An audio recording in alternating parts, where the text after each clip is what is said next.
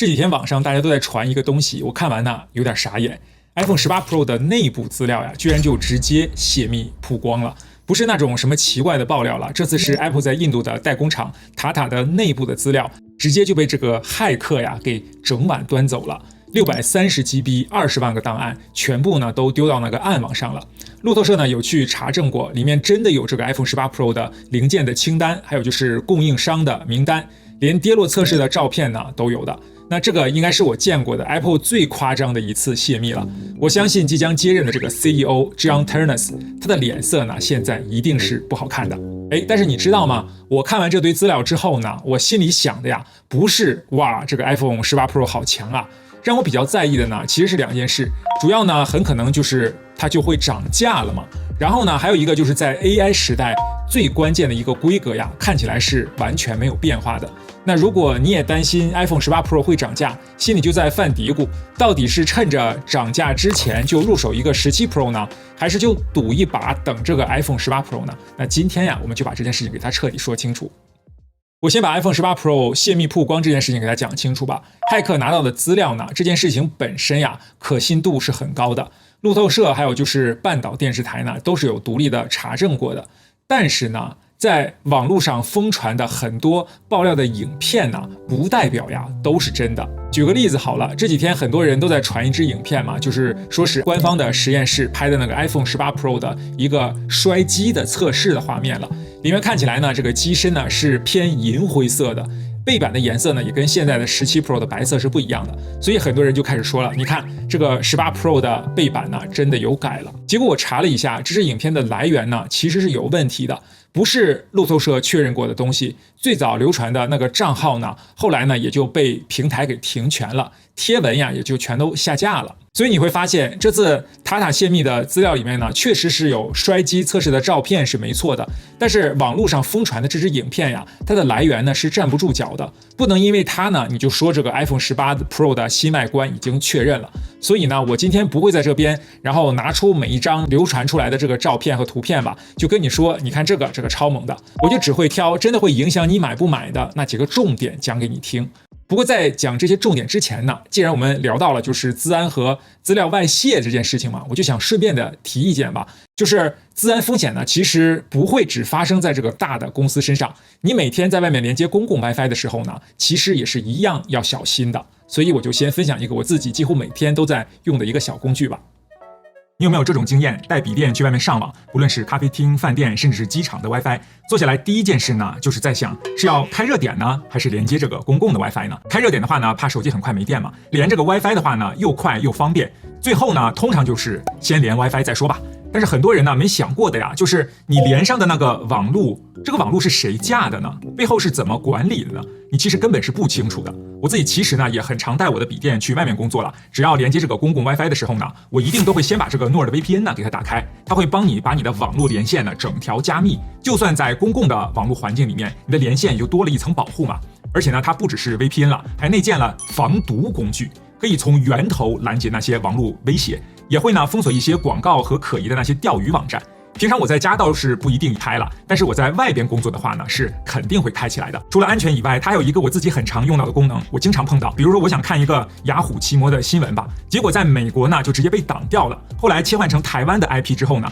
頁面馬上就打開了。那現在只要透過我們頻道的專屬鏈接 nordvpn.com/PETRSUN 或者輸入優惠碼 PETRSUN， 訂閱2年的方案呢，就再多送你4個月了。一個賬號可以同時保護10台裝置，還有30天退款的保證。那如果你也常帶你的筆電在外面上網的話，連接公共 WiFi 的機會不少的話呢，那這類工具呢，我會覺得值得先準備起來。我剛才就在想呢，該不會真的有人坐在星巴克，然後用那個免費的公共 WiFi 去傳公司的機密資料吧？那如果真的是這樣的話呢，那他一定不是彼得森的觀眾。好了，回到我們現在的 iPhone 18 Pro， 我先講一下今年的 iPhone 18 Pro 到底可能有哪些新的東西吧。其實啊，這個升級的東西呢還是不少的。首先是散熱方面，晶片的這個封裝方式呢跟之前不太一樣了，然後均熱板的那個面積呢也變大了。那如果這些方向最後都是真的，那你在長時間打遊戲啊，或者是 4K 錄影的時候，或者是一直開一些高負載的 APP 了，那理論上呢就比較不容易發燙降頻了。那這個對於重度使用的用戶來說呢，可能真的是很有感的一個升級了。再來就是动態島了，目前看起來呀，动態島呢可能會縮小一點點，它應該還是一個就是類似於藥丸狀的那個形狀，不會完全消失，但是確實呢是有機會變得更小的。前鏡頭呢，我看也有可能升級成2400萬像素，不管是自拍呀、視訊呀、拍一個 vlog， 就是這些場景吧，畫質都會有一些幫助的。還有就是一個比較大的變化，就是數據晶片了。iPhone 18 Pro 呢，可能在某些地區的部分版本上呀，用到 Apple 自家的那個新一代的數據機。另外呢，傳說中的那個櫻桃紅色看起來呢，也不是完全沒有機會的。當然了，不排除就是還有一些我們現在還不知道的東西了。所以你就把這些東西加起來看 ，iPhone 18 Pro 呢，它並不是完全沒有升級，但是我認為真正有意義的地方呢，其實啊就是散熱這一塊了。這一代呢，很有可能會成為最 Pro 的一支 iPhone。但是問題就是，那這些升級到底值不值得你多掏那幾百美金呢 ？Apple 呢最近就是給很多的產品呢都来了一次大漲價嘛，包括 MacBook、iPad， 甚至是 HomePod、Apple TV 這些呢跟着水涨船高了。理由呢也是很直白的，他就說這個記憶體呢存儲呀成本太高了，然後這個價格呢就都被推上去了。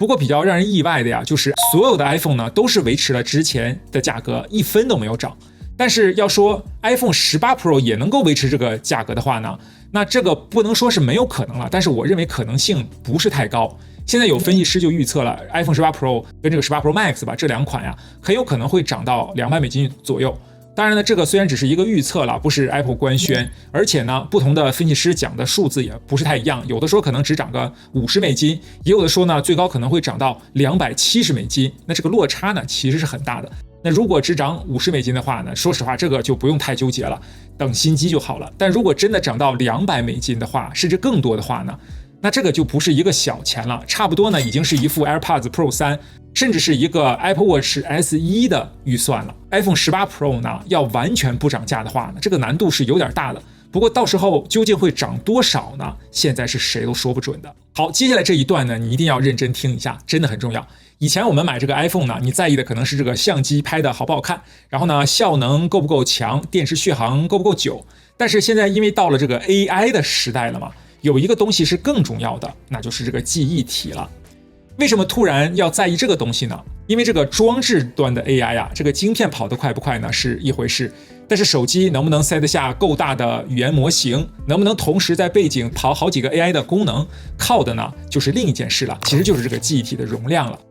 Apple 之前就是展示高階裝置端的 AI 模型，在這次的 WWDC 上嘛，這個門檻啊就是12GB 的記憶體嘛。iPhone 17 Pro 呢剛好就卡在這條線上。iPhone 17的標準版因為就只有8GB 的記憶體呢，所以就直接被擋在門外了。iPhone 17 Pro 呢現在這個位置啊，就有點好像是考進了這個 A 段班的一個學生。他不是 A 段班裡面學習成績最好的那一位了，但是他確實呢是有進入這個 A 段班的。12GB 的記憶體啊，就是這個 A 段班的門檻了。那 iPhone 18 Pro 呢？根據目前這些消息拼湊起來看吧，18 Pro 很有可能還是維持這個12GB 的記憶體。那如果真的是這樣的話呢，那這一代的18 Pro 呀，還不是這個 AI 能力大幅提升的那一代。它能跑的 AI 的模型的大小呀，跟現在這個 iPhone 17 Pro 呢，可能是沒有什麼差別的。它不是直接這個跳級式的升級了，那比較像是還是同樣在 A 段班，但是它的這個學習成績呢，可能更穩一點，表現更好一點吧。到底是趁現在買一個沒漲價的17 Pro，還是賭一把等這個 iPhone 18 Pro 呢？其實這個是很簡單的，你就考慮一個問題就好了，就是 iPhone 18多出來的那些配置，多出來那些東西吧，對你來說值不值得你多花200美金？如果你覺得值得的話呢，那這個答案就很清楚了，就是等下去嘛，不用想太多。即便到時候比如說漲個200美金好了，你心裡其實早就已經有準備了，因為這些東西本身就是你想要的嘛。那最後萬一沒漲價，那反而呢是你賺到了。但如果你心裡覺得這些東西你根本就沒什麼感覺，你平時本身也不打什麼手遊，然後散熱什麼的也不是太重要，那這樣繼續等下去的話呢，這個風險其實就有點高了。如果沒漲價，算你運氣好。但是，一旦漲了200美金的話呢，你大概率啊，可能就會開始感覺到後悔了。那你可能就會想，早知道我當初就聽彼得森的，直接入手這個17 Pro 就好了。我會怎麼選呢？我首先會看我現在手上用的是哪一支 iPhone， 然後這個記憶體是多少的。那如果現在我用的是8GB 記憶體的機型啊，像是15 Pro 啊，還有16全系列這些了，也包括17標準版了，它比較像是B 段班的學生，沒有完整的這個裝置端的 AI 功能，但是 Apple Intelligence 的基本的那些功能呢，還是用得到的。那這種情況呢，我其實就會去等這個18 Pro 了，等這個價格出來之後呢，我再來決定到底要不要換機。但如果你現在手上拿的還是6GB 以下的那些機型，包括15的標準版和15以前所有的那些机型了，那這個其實就比較簡單了，因為這些連 B 段班的门檻呢都沒達到。你現在用的這些手機啊，很多功能呀，很實用的功能已經都用不到了，像是什麼AI 的即時翻譯呀，還有一些圖片修圖的 AI 功能呀。那這種情況呢，我就会偏向直接入手一個 iPhone 17 Pro， 我就跳過這個 B 段班，直接跳進這個 A 段班，用現在的這個價格呢，鎖定這個 A 段班的資格，我覺得可能是一個比較穩的做法吧。當然了，今天以上所有的判断呢，都是建立在一件事情上，就是目前的這些爆料呢，不能錯得太離譜。比如說吧，這個9月份發表會一出來，這個結果 iPhone 18 Pro 不但沒漲價，反而還降價了。那咱們今天這些判斷呢，就全部都不成立了。那如果你真的先聽了我的建議，買了這個17 Pro 的話呢，那你那個時候大概會回來留言跟我說，彼得森，我真得好好謝謝你。